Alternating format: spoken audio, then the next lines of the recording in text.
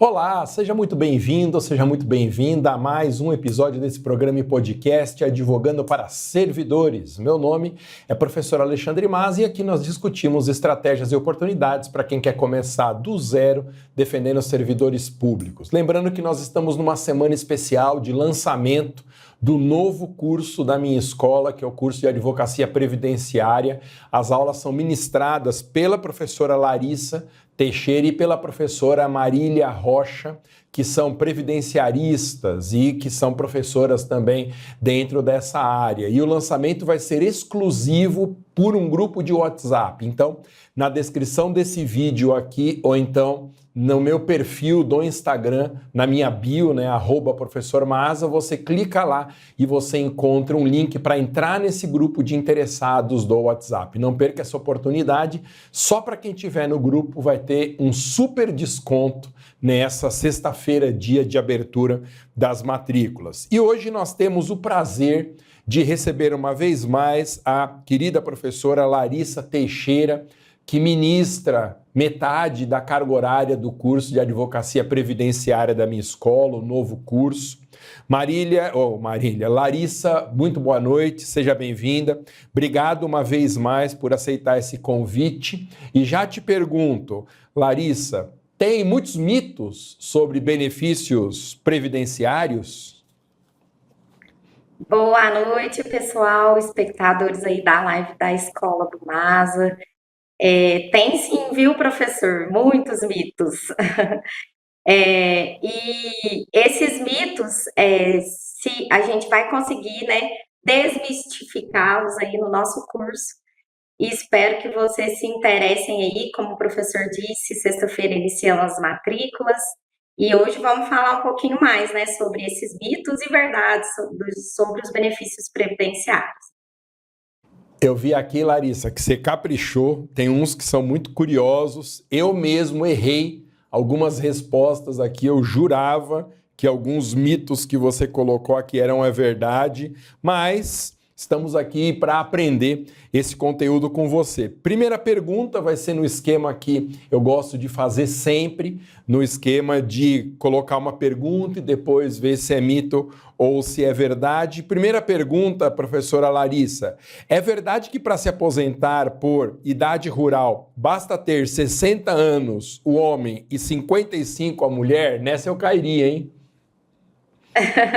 É um grande mito, né? Que muitos de nós caímos, né? Inclusive eu, antes mesmo de trabalhar nessa área com mais afinco, também tinha essa dúvida e também respondia erroneamente, né? É um mito, porque não basta atingir a idade mínima para se aposentar por idade rural. Além da idade que a gente tem, que é 60 anos para o homem e 55 para a mulher, o trabalhador rural ele precisa comprovar no mínimo 15 anos de atividade rural. Além desse benefício aí de ter 5 anos a menos da aposentadoria dos trabalhadores urbanos, ele também tem essa facilidade, né, na documentação. Como que é feita essa comprovação desses documentos, né?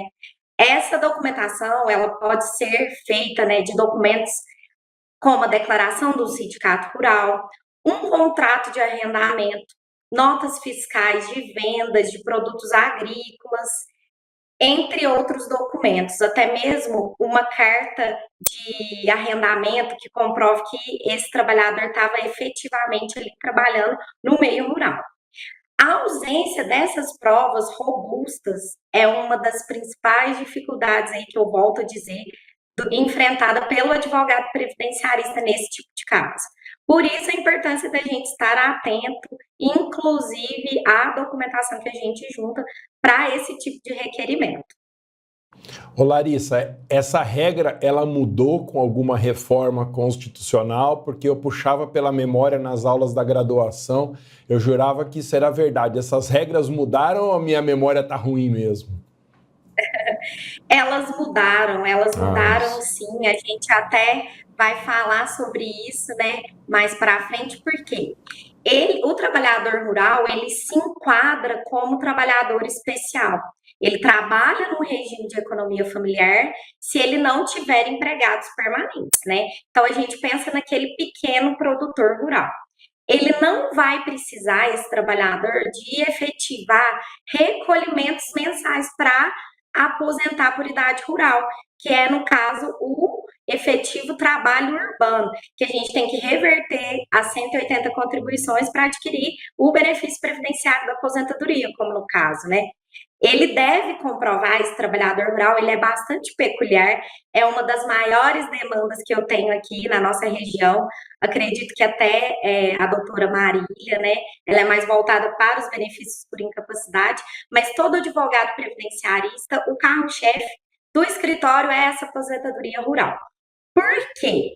O INSS, administrativamente, ele não aceita esses documentos que a gente apresenta, esses citados que eu disse, como um contrato de arrendamento, uma nota fiscal de venda de produto agrícola. O INSS ele não aceita como tipo de prova. Então, nós temos que provocar o judiciário, que após esse indeferimento do processo administrativo, para conseguir êxito aí. Por quê? Porque mesmo sem essa contribuição direta, a atividade rural, ela serve como uma base para o direito à aposentadoria. Então, é fundamental que o advogado previdenciário ele ajude o cliente a organizar, a reunir essa documentação que é necessária para que esse cliente que venha no nosso escritório, ele obtenha essa aposentadoria por idade rural. Nossa, então nessa eu teria caído, viu? Não sei se é lenda da internet ou simples desatualização. Larissa, uma segunda aqui para a gente ver se é verdade ou é mito. A aposentadoria por tempo de contribuição foi extinta com a reforma da Previdência de 19? Verdade ou mito? Essa daí ela é parcialmente verdade. Por quê? Porque a aposentadoria por tempo de contribuição na forma tradicional que ela existia antes da reforma da Previdência, ela foi extinta. Mas existem as regras de transição que a gente falou na nossa última live, que era para quem já estava contribuindo antes da reforma da Previdência.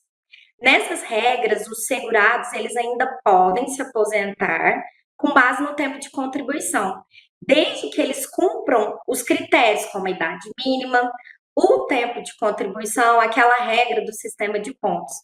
Então, a advocacia, previdenciária, ela também é muito demandada, principalmente nessa orientação aos segurados sobre essas regras de transição, porque elas alteraram parcialmente, ela foi quase toda extinta a aposentadoria por tempo de contribuição.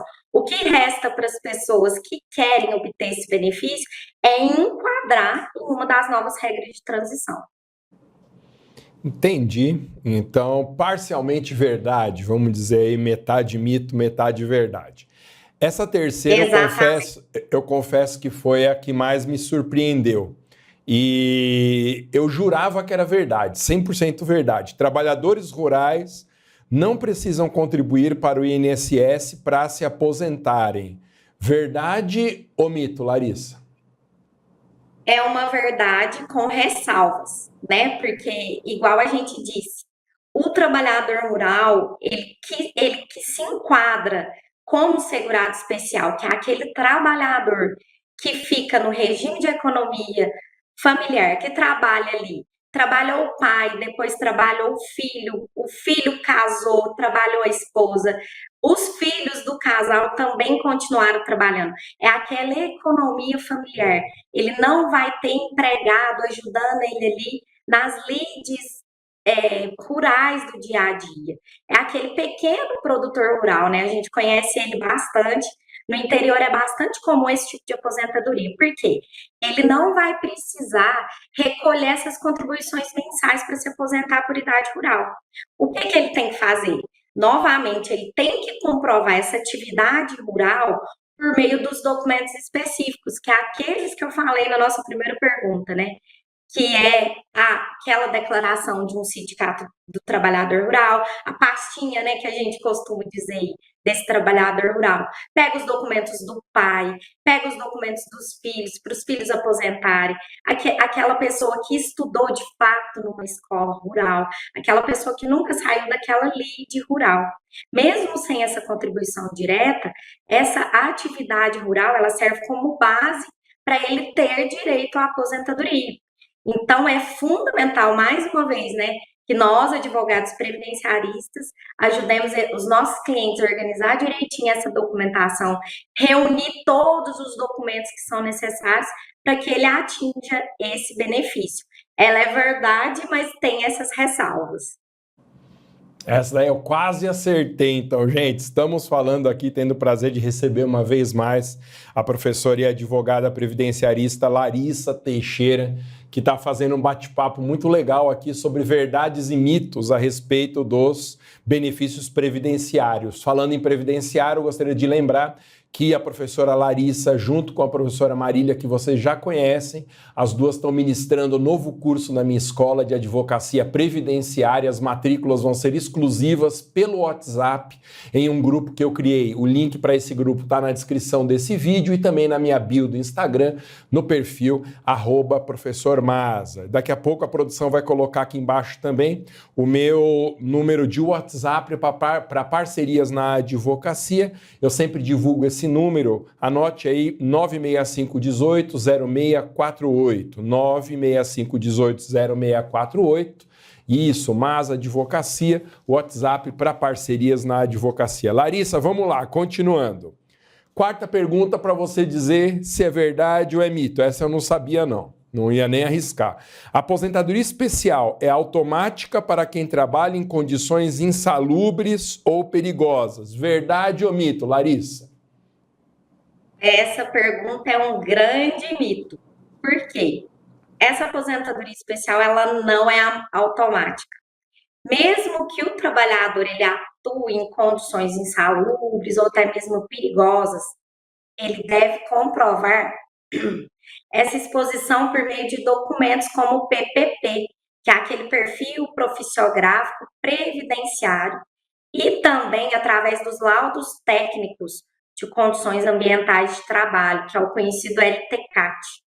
O INSS, pessoal, ele nem sempre ele concede esse benefício facilmente. E muitas vezes é necessário a gente recorrer ao judiciário. Eu já tive e ainda tenho bastante demandas nesse sentido. E o nosso papel como advogado, ele é crucial nesse tipo de caso. Por quê? Porque a gente orienta o cliente sobre os documentos que ele precisa, né? No caso, esse PPP, esse LTCAT. E, se preciso, a gente impugna perícia, que possam vir a ser desfavoráveis. Esses documentos, pessoais, eles são realizados, feitos, né, por engenheiros. Geralmente, nós que solicitamos à empresa, porque grande parte dos clientes previdenciaristas que têm esse direito à aposentadoria especial por causa das condições insalubres ou perigosas, eles nem ao menos têm acesso a esses documentos. Então, a demanda previdenciária, ela começa aí. Primeiramente, orientando esse cliente da documentação necessária e também auxiliando ele. Por quê? Porque, apesar de ser um benefício instituído por lei, o INSS ele não concede automaticamente. Não é só você fazer o requerimento. Eu sou um trabalhador especial. Não, você tem que juntar. Essa é um critério exigido por lei, esse PPP e esse LTCAT, que vai comprovar essa atividade especial, insalubre ou perigosa. Legal. A próxima eu tenho interesse direto na resposta, porque é exatamente a minha situação. Pergunta, o tempo, na verdade é uma afirmação, né, para a gente dizer se é verdade ou mito. O tempo trabalhado, Larissa, como autônomo, não conta para aposentadoria se não houver contribuições ao INSS. Verdade ou mito essa? Essa é uma verdade. A maioria dos advogados, nós profissionais liberais, exercemos esse trabalho aí como autônomo. Então, esse tempo de trabalho como autônomo, ele só vai contar para a aposentadoria se houver a contribuição ao INSS. O contribuinte individual, que a gente chama, né, a nomenclatura dele dentro da legislação previdenciária é contribuinte individual ou autônomo. Ele deve realizar mensalmente esse pagamento das contribuições previdenciárias por conta própria. Muitas vezes, né, pessoal, esses trabalhadores autônomos, eles só percebem que não têm direito ao benefício quando vão se aposentar e eles descobrem que não houve o recolhimento. Aí, nesses casos, o advogado previdenciário, ele pode orientar sobre essa possibilidade desse trabalhador autônomo ele regularizar os períodos de contribuição em atraso. Esse requerimento de contribuições em atraso também é feito administrativamente dentro do INSS, mas é verdade que o trabalhador autônomo ele tem que estar inscrito no INSS, realizar a inscrição dele como contribuinte autônomo, e ele tem que efetuar essas contribuições, sim, para que ele tenha não só o direito à aposentadoria, mas o direito a um auxílio temporário, né, por motivo de doença, a um auxílio acidente, caso ele fique incapacitado de exercer as suas atividades. E para as mulheres também um auxílio maternidade. É muito importante. Essa guia, ela é emitida também dentro do sistema do INSS. É uma guia GPS simples que nós efetuamos aí mensalmente essas contribuições. Legal. Professora Larissa, a próxima eu ia acertar. Essa aqui eu fiquei feliz que eu não estou tão defasado assim no conhecimento. Para dizer se é verdade ou é mito, Larissa, quem recebe aposentadoria por invalidez pode ser convocado para a perícia e ter o benefício cancelado. Verdade ou mito? Verdade. Essa é uma acertar. Verdade. Porque mesmo após essa concessão da aposentadoria por invalidez, o segurado ele pode ser sim convocado pelo INSS para perícias periódicas, a fim de avaliar se ainda está incapacitado para o trabalho. Se for constatado que o segurado ele recuperou essa capacidade laboral, o benefício ele pode ser e provavelmente ele vai ser cancelado. Então, nós, mais uma vez, advogados previdenciaristas, nós devemos sempre atuar na defesa dos direitos desse segurado, questionando esse resultado da perícia, se ela for desfavorável. Por quê? Mesmo que seja em âmbito administrativo, nós podemos realizar esse recurso dessa perícia. Mas a Larissa, o médico do INSS avaliou e viu que ele pode trabalhar. Mas, como qualquer ser humano, esse médico perito do INSS, ele pode estar equivocado. E é muito importante que nós saibamos até orientar esses nossos clientes de como que o médico que acompanha o caso dele vai descrever esse laudo médico. Tem que constar desde qual é a incapacidade, se essa incapacidade ela é permanente ou provisória, se ela é total, se ela é parcial, se ela vai incapacitar totalmente ou parcialmente. Então, é muito importante que a gente se prepare até para que a gente oriente nesse sentido, até dessa emissão desse laudo, viu, professor? Eu já vi muito cliente ser convocado para essas perícias e até mesmo perder o benefício, e a gente só conseguir reaver esse direito à aposentadoria por invalidez através de uma ação previdenciária, né? E aí a gente tem essa demanda judicial que vai aguardar todo o curso do processo normalmente. Então, por isso que é muito importante que o advogado previdenciarista ele se precavenha de todas as chances, de toda essa documentação, principalmente esse laudo médico muito bem elaborado, para que esse cliente nosso não perca o benefício da aposentadoria por invalidez. Legal. Olhando de fora aqui, Larissa, de quem não conhece muito do direito previdenciário, bem pouco, eu diria, o próximo, para mim, parece a frase mais repetida sobre benefício previdenciário de todas. Ó, verdade ou mito? Essa é acertar também. Só quem tem carteira assinada tem direito a benefícios previdenciários. Larissa, tá certo ou é um mito? Isso é um mito e dos grandes, né? Porque não os segurados do INSS, eles não são apenas aquelas pessoas que têm a carteira assinada. Igual a gente fala lá acima, né? Nós temos os trabalhadores autônomos, os segurados facultativos, que podem ser donas de casa, estudantes, e os segurados especiais, que são os trabalhadores rurais em regime de economia familiar.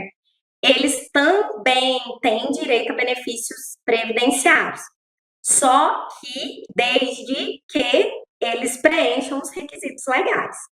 Por quê? Porque cada uma dessas categorias, elas têm suas próprias regras de contribuição e comprovação da atividade que eles executam. O que exige também um acompanhamento especializado por parte de advogados previdenciaristas. Então, é um grande mito. Não é só quem tem carteira assinada que tem direito a benefícios previdenciários. Legal. Uma última afirmação aqui para a professora Larissa dizer para a gente se é verdade ou mito. Abro aspas. A reforma da Previdência trouxe novas exigências para a aposentadoria por tempo de contribuição, mas quem já tinha direito antes da reforma não perde o benefício. Verdade ou mito, professora Larissa? Essa é verdade. Porque, né, a gente falou uma live específica sobre essas regras de transição, que com a reforma da Previdência, a emenda constitucional de 2019, ela trouxe mudanças, sim. Mas quem já havia cumprido os requisitos para aposentadoria por tempo de contribuição antes da reforma, tem o famoso direito adquirido. Por quê? O que significa isso, né? Isso vai significar que a pessoa ela pode se aposentar pelas regras antigas, mesmo que ela entre com esse pedido após a reforma da Previdência, que foi no dia 13 de novembro de 2019. O advogado previdenciarista, ele vai auxiliar esses segurados a entender se essa pessoa já tinha ou não esse direito adquirido antes das novas regras. Por isso que é muito importante que nós, advogados que vamos militar nessa área, saibamos exatamente quais são as novas exigências, os novos requisitos impostos aí com a reforma da Previdência para ter direito a essa aposentadoria por tempo de contribuição. Então, essa aí é uma verdade, sim. Professora Larissa, muito obrigado mais uma vez pela sua disponibilidade, por ter atendido aqui aos nossos chamados. O direito previdenciário ele é muito mal estudado na graduação. Eu falo de experiência própria, o que aconteceu na minha graduação com direito previdenciário foi muito triste, sempre acomodado ali em um semestre, no máximo 2 semestres, às vezes até matéria facultativa, e de fato a internet é propagadora de muitos mitos a respeito do direito previdenciário e é muito legal ter você aqui para colocar uma luz sobre esses mitos.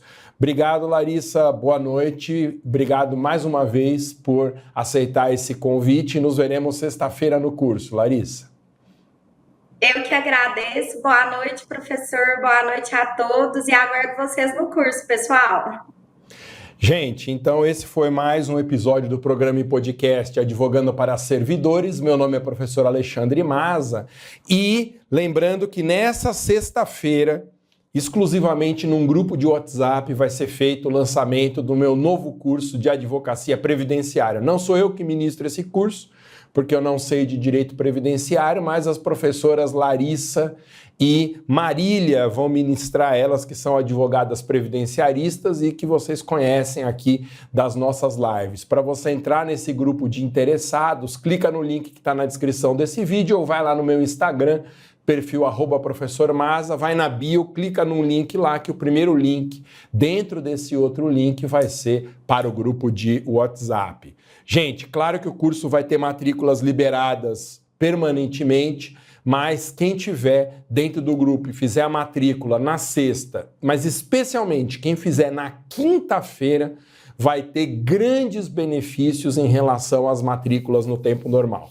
Tá bom? Então vale muito a pena se inscrever nesse curso o mais rápido que você puder. Na sexta-feira abrem as matrículas, mas na quinta vai ter uma condição super especial para quem fizer a matrícula antecipadamente. Então esse foi mais um programa Advogando para Servidores. Nos veremos na próxima oportunidade. Até mais, abraço, tchau!